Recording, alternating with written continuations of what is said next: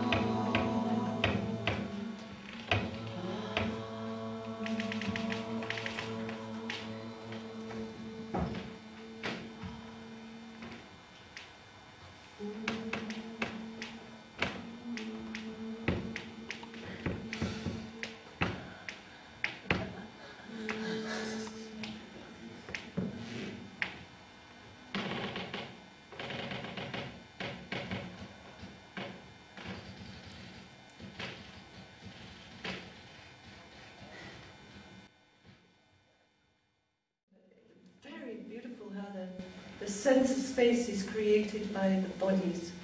The same with this I found very, very interesting. Like an echo after, like the space for memory when they start See. to crescendo. See. When you start meeting.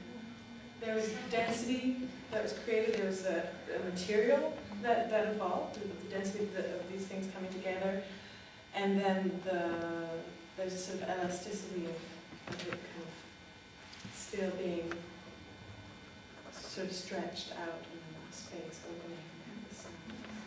And the sound absolutely, the movement was part of that, but if the sound hadn't been there, that it wouldn't have been as intense. Like the sound really added to it.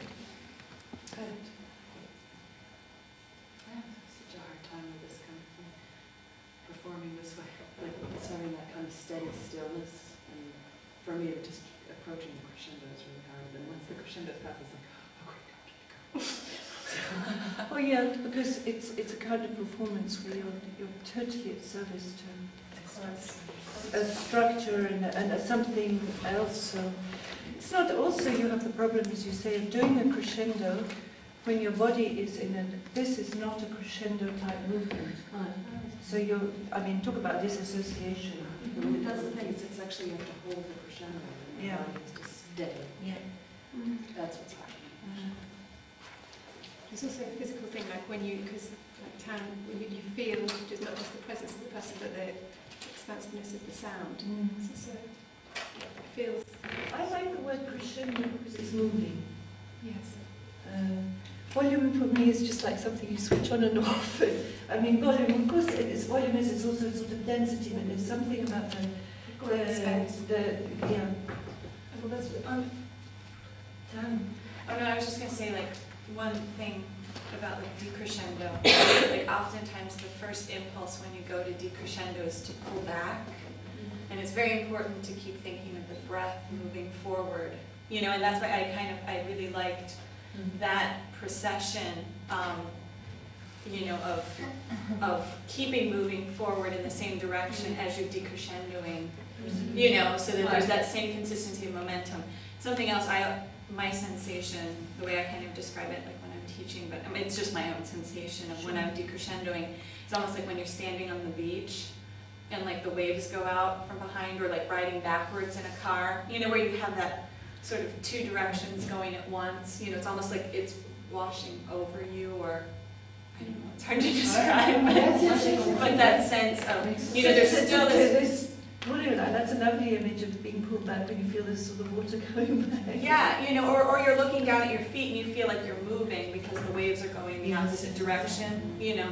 But that sense of this sort of dual motion, but definitely that feeling of the momentum going forward. Because that first, you know, and even conductors, you know, we go, you know, when you want to decrescendo and everybody goes, you know, and so the decrescendo happens too fast, or the momentum is pulled out from under.